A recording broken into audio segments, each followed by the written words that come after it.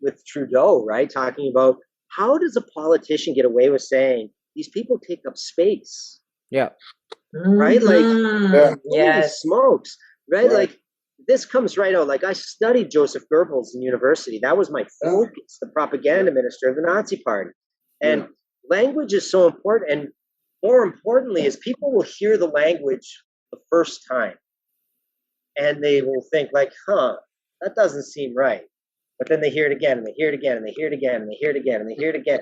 And repetition, they just now automatically believe that's just so. You know, you watch Game of Thrones. You remember the Dothraki when Daenerys was in the with the girls early on. Yeah, the girls are like, "It is known."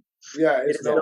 That's kind of what we're going right now. Right. If you don't take a jab, you know, you're a bad person. It is known, right? Like, and you take up space and the science. Like Linda, you brought that up. How they keep saying the science, like.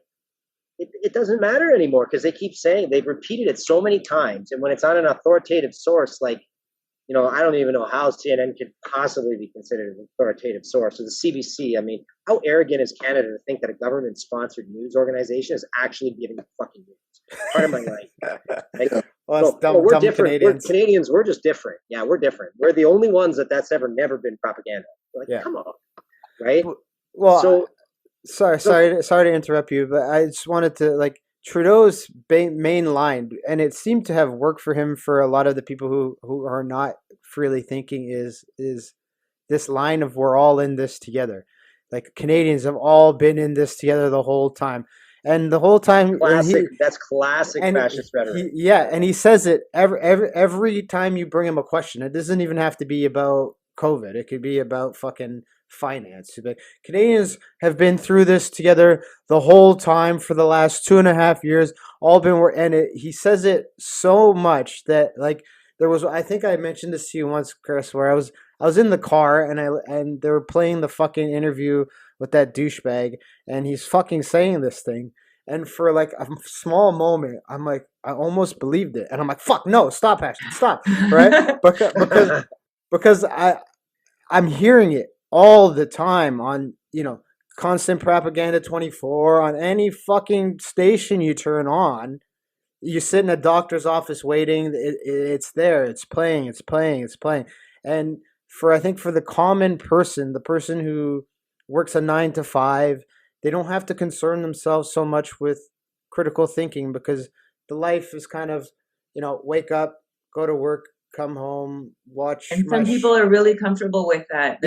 I was telling you about an argument I was having with my mother-in-law. She's like, I'm happy following the mainstream. I'm like, but I just told you about World Economic Forum. And she's like, oh, I'm not into American politics. I'm like, it's not politics and it's not American. It's the World Economic Forum. And I think the crossroads we kind of met with the language now is that you have people who were used to a routine, right? They're used to doing things in their life.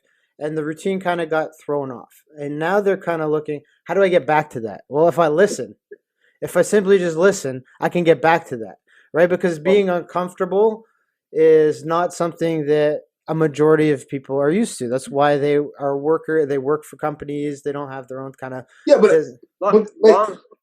go ahead, Jay. Well, I was going to say, you know that we were engineered and trained to do it. You know, this started from junior kindergarten. Yeah, I know that. I was going to say the same thing. Right. Yeah.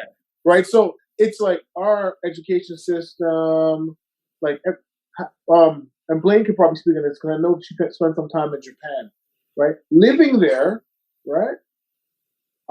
I saw how much groupthink and group influence steers a country.